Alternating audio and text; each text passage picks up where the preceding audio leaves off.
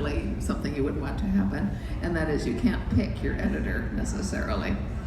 And well, on the whole, I had very, very good editors, especially in the U.S. My first editor in the UK was what all of her colleagues referred to as a piece of work. Actually, they said she's rather bullshy. And I said, yes, she is. But anyway, I got back the manuscript, and she had made asked a few remarks. And she said, there's this one sex scene that I think is rather graphic. It contains the words "hard as a brass rod," and I don't think we need that. And I said, well, that is, it's a discrete scene. It isn't organically attached to anything else. If you think that's too much for your audience, fine, I'll take that out. She said, all right. And then there's this one thing here where you have this scene of them waking up in bed together, and then she feels, butterflies on her thighs and so forth.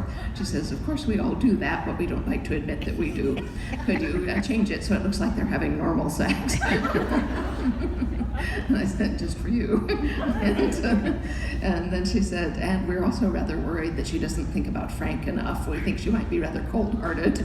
So there are 6 paragraphs in the UK edition of Outlander in which Claire worries about Frank that aren't in the US edition.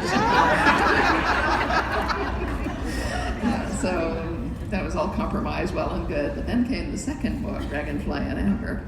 So I sent that to this particular woman. Got back this very vituperative, 6-page editorial letter saying, well, this doesn't look like a romance. And I said, surprise, it's not. Neither was the first one, if you didn't notice. And she said, well, I want you to cut out 300 pages and make it look like a regular historical romance. I'm thinking, what?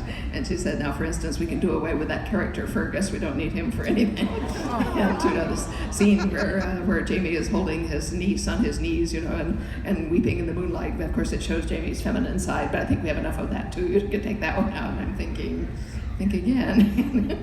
Anyway, they were paying me a fair amount of money, and I did want it to be published in the UK, those zeros and so forth. On the other hand, I don't have a price, so to speak. And so but I thought about it, and I was fretting, and my husband saw this, and he said, how much are they paying you for that book? And I said, £20,000. And he said, is it worth £20,000 to you to be unhappy every time you look at that book? I said, nope. So I wrote her a 9-page letter of invective, which ended with the words, on your bike. And my agent actually called up, and he said, I'm not quite sure what you said to this woman. He said, what does on your bike mean? And I said, well, in British it means fuck off, basically. So, I guess you didn't know that. And he said, oh, well, that would explain her attitude. And I said, I thought about it, and I'm just not going to, the 9 pages explain why I'm not going to make any of the changes she wanted. And I said, and I won't. And I said, they can have the book the way I wrote it, or they can't have it.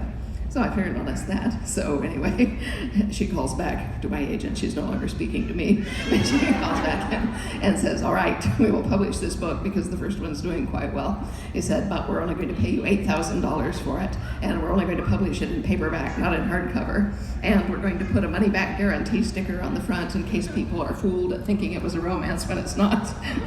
I said, done. So,